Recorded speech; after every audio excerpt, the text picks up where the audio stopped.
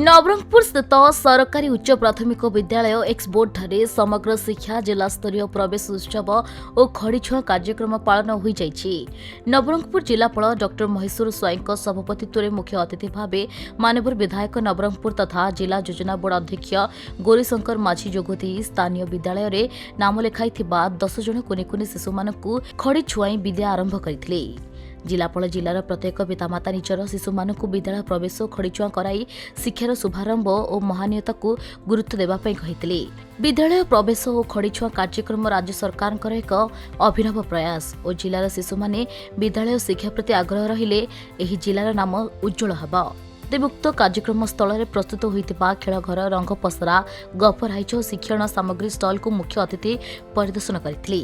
सहित उक्त स्थान में 10टी शिक्षा सचेतन रथ को उद्घाटन करते।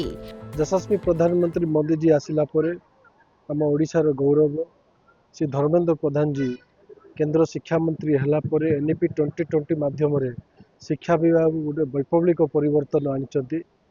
एठी राजनीतिक कारण एनईपी 2020 लागू ही नथिला।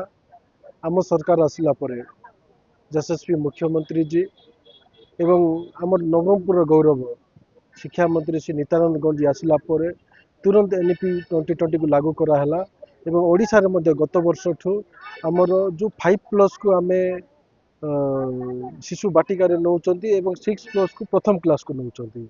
सेमती गत वर्ष ठू 5+ टू आम शिशु बाटिका नहीं की आमे ताकू खड़ीछुआ उत्सव प्रवेश उत्सव होची।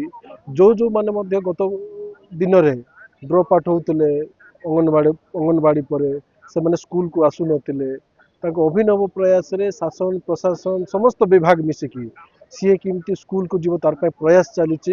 एवं आज सारा ओडिशा रे खड़ीछुआ उत्सव हेची।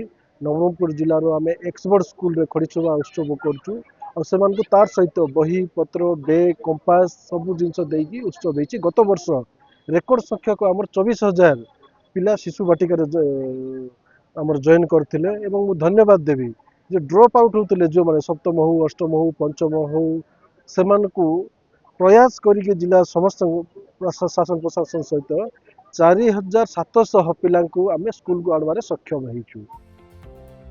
नवरंगपुर अनिल भत्रांक रिपोर्ट खबर ओडिशा।